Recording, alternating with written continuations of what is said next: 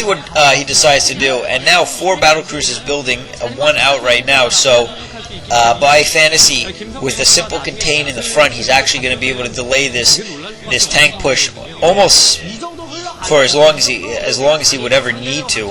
There's a sufficient amount of tanks there to hold off plenty of oncoming forces from DarkElf, and I still don't see any. Okay, so Fantasy doing another mini drop on the expansion at 6 o'clock, and there seems to be no defense there. Some vultures running in finally, but not before losing a few. Fantasy now, he's got his 5 battlecruisers out, and here you see the first-person view, and he's just macroing up a bit with a ton of turrets, expecting dropships or something to come by. And he's going to start pushing out. This is, I think, a good move, because I'm not sure that... Wow, look, 4 scans going off. He's a scan maniac. And dropships coming out, so that he definitely saw, so he's going to be able to fight that off. But really doing a great job. And now we see the first-person view of DarkElf, who has scanned the starports. So I expect to see him pumping out a bunch of Goliaths in short order. And there we see right there, he is making them. But, oh, he needs supply depots. That sucks.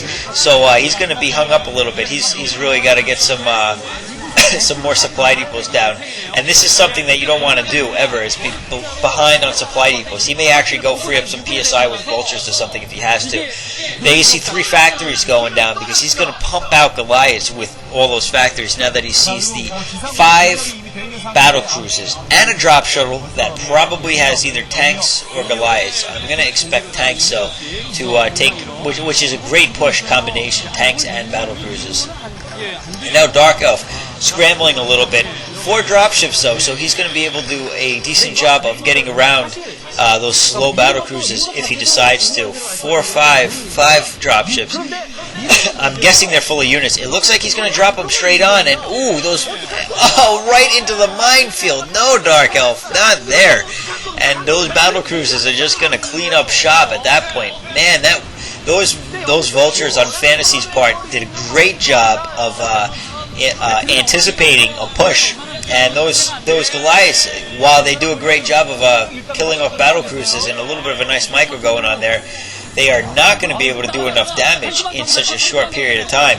And Yamato gun going off, which is ready, going off on these Goliaths that are trying to micro them, which, to be honest, that's an interesting use of Yamato. Usually you don't see him going off on Goliaths, but you usually wait to see him on battle cruisers. But because there are no other battle cruisers, he might as well use them and use the energy. This way he gets more use out of the energy overall. If he just has it sitting there waiting, it's not doing him any good.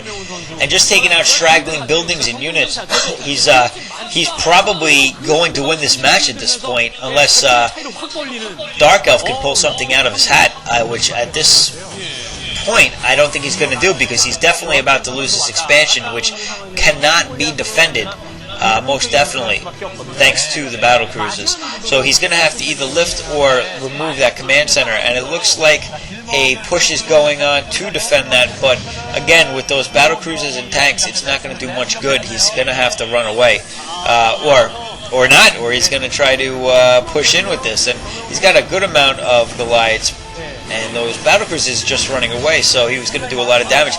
And now those Goliaths forming an arc of death around those battle cruisers, so the battle cruisers have to retreat back to some tanks to try to take out these Goliaths, similar to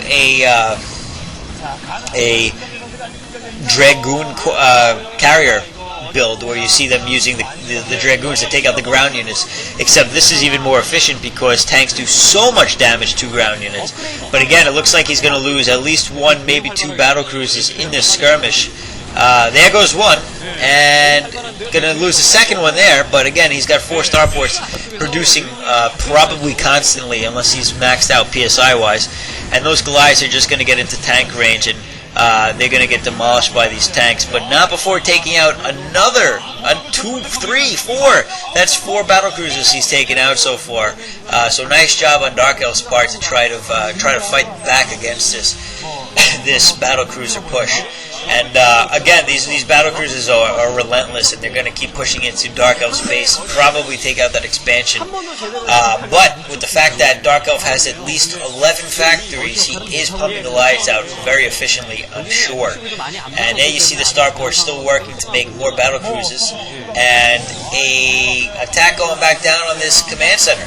So some SCVs are going to try to rush in and kill off these tanks, and there you see one successfully making it in, two getting down, and that last tank is going to be slowly taken out by an SCV, but those battle cruisers are going to take care of that.